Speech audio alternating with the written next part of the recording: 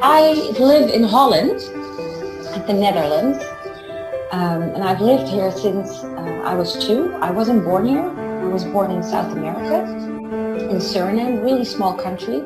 Not many people know of it because it's the only country in South America where people don't speak Spanish or Portuguese because it was a colony of a former colony of the Netherlands. So everybody speaks Dutch.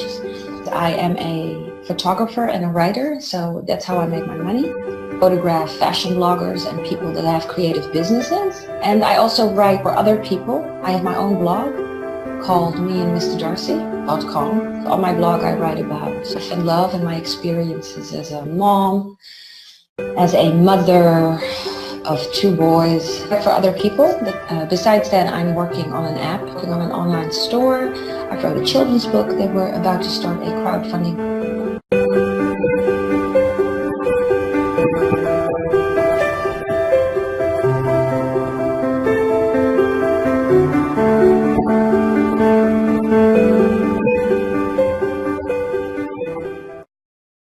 Single mom.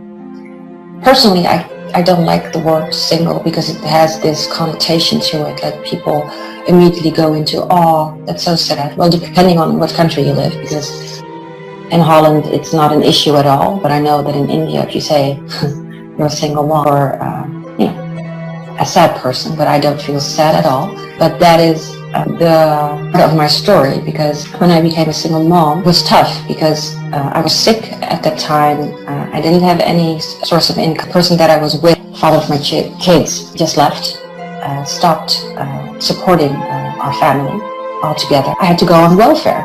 I had never been on welfare before, so it was a very sobering experience. I had some good friends that helped me out when I felt really sad and down and out because, it was hard. I was struggling, managing to, keep my house. I changed it around within a year. Now I'm independent again. I'm making more than enough money. I'm working on 3 businesses at the same time. It's basically my sheer will and belief in myself that kept me going.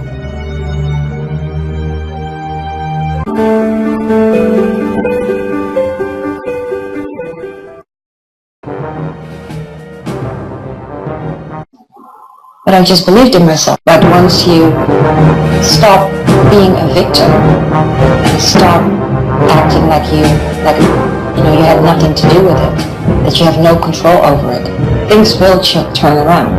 You have to just take full responsibility of everything that is going on in your life, take action accordingly, and trust God to have your back.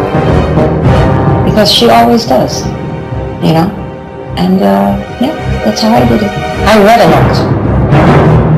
Yeah, because when I say to people, I just persevered, I was persistent, I overcame all of my problems, that's all nice and dandy and, great, but what exactly is it that you did?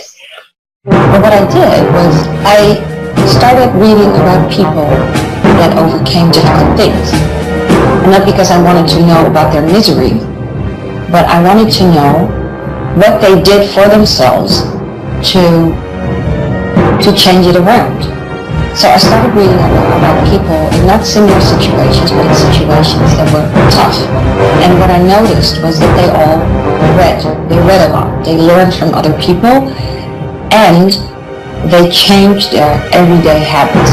So instead of worrying about things, I started focusing on the things that I really wanted to happen. Because that's the problem. A lot of people worry a lot, and but the thing is, if you focus on worry, if you focus on the things that can go wrong, that is exactly what will happen. Things was basically like praying for shitty things to happen. I stopped doing it. And it's not, and it doesn't happen overnight. It's a gradual process, but you have to give yourself some time to change your habitual habits, because obviously I've been a certain person for back then for 38 years, and now all of a sudden I have to be somebody else, and it's not going to happen overnight. But once you understand how it works, you can start implementing little things to do, or little things that you can do differently. And you can start by changing the way you think. I was very grateful, so I kept a gratitude journal, pray a lot. Thing is, if you start looking for things to be grateful for, you won't have time to worry about things. Because, I have my hands, I can write with my hands, I can eat with my hands, I can wash myself with my hands, I can lift my child with my hands, I can, comb my hair, I can write, I can type, I can wave. It's, and then on and on and on it goes. You have your hair, you have your body, you have your health, you have oxygen to breathe. It's kind of fun if you do it.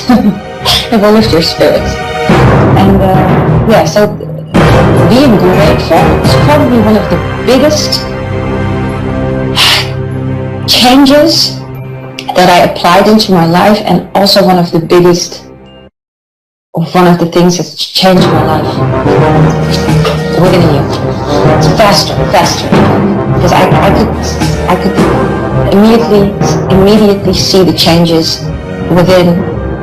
Like, I can notice it, because when you're grateful, you're putting yourself in a certain state, a mental state. And once you're in a certain mental state, it trickles down into your body. And then you really start feeling calmer and happier. And everybody knows that when you're happy, you can handle everything, right? So the trick is to make sure that you keep yourself on a really high frequency. Because if you're happy and joyous and you laugh all the time, even the problems that might have seemed tough and hard before will now seem, like something that you can manage. It's not easy when you start out and you've been used to thinking in a negative way, even if it was by default. Sometimes you don't even know, but you can do it. You should think less about what other people think of you, because if God made you, then that is all the confirmation and acknowledgement you need. That is all the love that you need. And if you can really, really understand that you were good from the day you were born, and the day you even were conceived in your mom's belly, then you will attract everything that is good as well.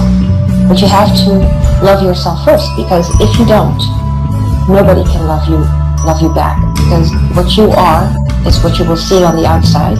The outside world is literally an exact reflection, a perfect reflection of what is on the inside. So my message to all women is, please understand that you are worthy, and that you were worthy the minute you were conceived, and the minute your soul was you, when it combined with who you are as a person.